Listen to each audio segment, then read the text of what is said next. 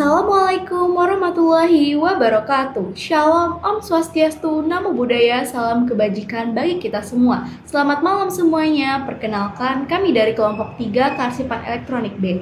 Kali ini kami akan membuat video mengenai cara preservasi email. Oke, sebelumnya tak kenal maka tak sayang, maka izinkanlah kami perkenalkan diri terlebih dahulu. Perkenalkan, nama saya Firlinisha Verliko dan rekan-rekan saya. Nama saya Zahra Yasmin, biasa dipanggil Yasmin. Saya dari anggota kelompok 3. Di sini kita akan membahas bagaimana sih cara preservasi email. Saya Raisa Aktari dari kelompok 3. Baik, kali ini kami akan membahas gimana sih caranya preservasi email.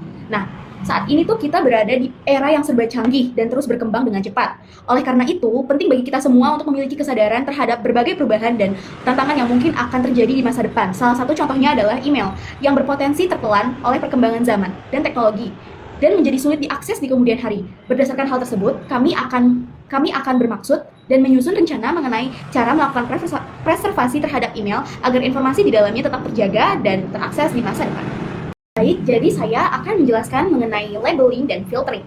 Oke, jadi setelah kita masuk ke email masing-masing nih teman-teman, kita akan melakukan labeling. Nah, gimana sih cara melakukan labeling itu? Yang pertama nih, kita bisa buat labeling dulu nih. Jadi setelah berbagai item yang ada di email, seperti contohnya kayak ada kotak masuk, inbox, drafting, atau spam, atau dan lain-lain. Nah, di bagian tersebut tuh ada seperti tanda plus. Nah, tanda plus itu nanti yang akan digunakan untuk menambahkan labeling di email masing-masing nih. Contohnya, saya kali ini akan membuat email tentang GoPay Merchant karena kami mempunyai karena di email saya tersangkut akun GoPay Merchant saya. Oke, kalau kayak gitu kita buat dulu ya label tentang GoPay Merchant. Nah, setelah itu di bagian searching, di bagian atas searching ini ya teman-teman ya, itu ada tombol kayak filter nih. Nah, tombol filtering itu nanti kita klik tombol filteringnya, habis itu kita filter nih dari siapa kepada siapa. Pokoknya yang ada di situ kita isi dulu nih teman-teman nih. Kalian bebas mau isi dari keywordnya atau kata terlarangnya gitu. Jadi aku akan isi dengan keywordnya dulu nih, dengan keywordnya GoPay Merchant usaha. Terus abis itu setelah itu aku mau masukin addingnya si GoPay itu gitu. Setelah aku klik itu jangan di-okein dulu teman-teman. Kita harus di bawahnya tuh ada klik buat filter. Nah, di buat filter itu kita ada beberapa opsi yang bisa kita sesuaikan. Nah, kali ini nih aku akan memasukkan apa saja ya.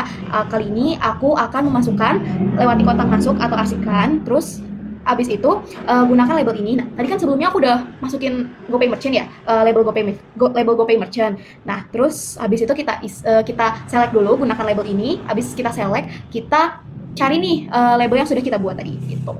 Lalu yang terakhir ada terapkan juga pada filter berapa dokumen yang ada di situ gitu.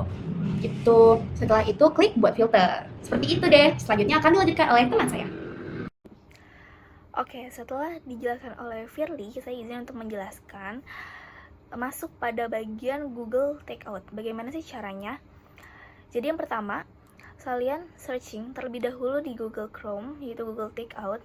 Setelah itu, kalian klik batalkan semua pilihan. Karena jika kalian tidak mengklik itu, semua aktivitas kalian Google akan ke download.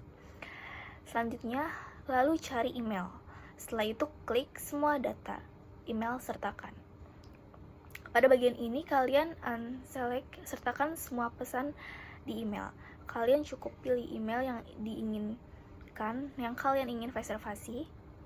Kali ini, saya akan menggunakan email yang sudah ada di kelompok yang saya labeling. Lalu klik OK. Setelah itu kalian scroll sampai ke bawah dan menemukan langkah berikutnya. Setelah itu kalian akan menemukan frekuensi. Di frekuensi ini ada dua opsi, yaitu ekspor 1 kali dan ekspor setiap 2 bulan selama 1 tahun. Maksudnya adalah email yang akan dipreservasi akan 1 kali di-download saja, tetapi jika kalian memilih opsi kedua, maka tiap bulan sekali dan ada email baru, maka email tersebut otomatis akan ke download. Selanjutnya, kali ini saya akan memilih ekspor 1 kali. Jenis file yang saya memilih adalah zip. Setelah itu saya klik buat ekspor. Setelah itu kalian cek email kalian lagi karena hasil download tersebut dikirim ke email yang kalian gunakan. Lalu klik kelola permintaan Google Takeout. Lalu klik download. kalian akan diminta untuk memasukkan kata sandi untuk memverifikasi bahwa kalian melakukan reservasi email. Yang terakhir, lalu hasil download sudah ada di folder masing-masing. Seperti itu. Bagaimana cara menggunakan Mbox Viewer? Yang pertama, lakukan ekstrak terlebih dahulu file zip yang telah di-download agar menjadi folder. Setelah itu, kalian buka app Mbox Viewer yang telah di-download.